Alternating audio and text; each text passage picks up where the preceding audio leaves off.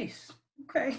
So one thing I do notice with you, and after talking to you a lot, Crystal, that you're so free with your, not with your body, your energy, everything is so free. And a lot of people, men and women, I see that they're very attracted to, I guess, what you do, right? So I know that's a part of sexual liberation, right? Because you've gotten there. What made you go on that journey to be so liberated?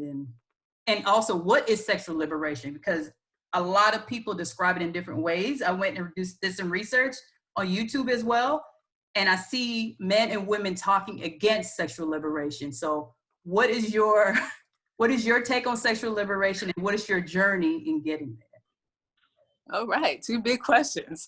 Well, maybe I'll try to define it in my journey. So I've always been a child that has had a heart for God. And I think some, I believe in past lives and stuff like that. Maybe I had long journeys that kind of knew, okay, I'm here to figure out, what does God want me to do? I always kind of had that in me.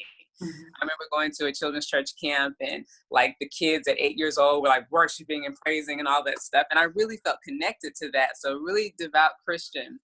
At some point, in adulthood, the things that I was learning in Christianity weren't really matching up with real life. And so it was becoming conflicting. And I was like, okay, I thought I was doing everything right, but then life just happened and things weren't working. And I made some, I guess, mistakes.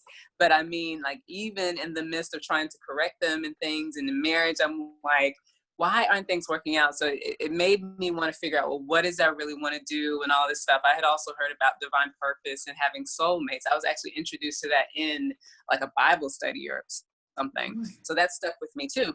And so as I'm going along this journey, trying to figure out what all is going on with my life, just seeking, I came across yoga, and I started doing yoga.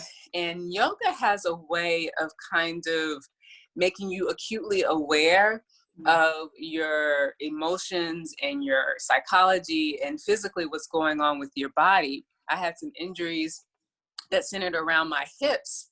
And as I took yoga teacher training, I started to learn about not just the physical asanas or the postures, but also the energetics behind those postures. And also in Tantra, they have the chakra system, and I don't know if people know about the chakra system, but it's psychic centers that align along the spine, and they govern different areas of your body, physically, emotionally, mentally, spiritually. And as I started to learn about those things, I understood that your sexual energy actually had a spiritual context. And I actually had injuries around my hips, so I started to seek, well, what's going on with the physical and spiritual aspect of why I'm having a tough time healing. So as I went along that journey, I kind of unlocked, this sensual being that had been suppressed. And I saw how it was connected to my spiritual development. So when I understood that being a sensual woman and being a sacred woman and a divine woman, and even being connected to God with a pure heart, I had to accept this part of myself as well, like it was important, then it was okay for me to embrace that part of who I was. Because if not, I wasn't being true to who I was, and then I was being judgmental, which means I wasn't having a pure heart. And you can't really connect with God with a pure heart. Like if you're hiding stuff, or you feel bad about something, or you feel shame or guilt, it's hard. You're going to have a heavy heart. And so God and the divine and pure love is not heavy.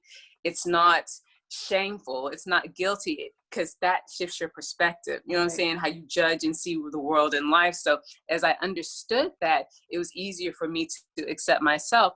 And when you free yourself, going into sexual liberation, when you free yourself of the guilt and the shame through seeking God, then that's liberation, and that's going to look different for everybody, but there has to be like a spiritual intention behind what you're doing. It can't just be, oh, I'm free and I'm gonna do whatever I want to, because I'm rebelling. It's coming from a place of, I want to have a light heart. I want to have a pure heart. I want to be able to live without judging everything and anything, and then going back and crying because I feel bad about something that I shouldn't do, but I want to do it. You know what I'm saying? Like, you're having a heavy heart.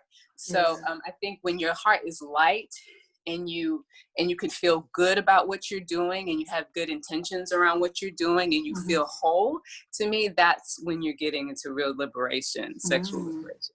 Yeah. How do you get there though? How do you get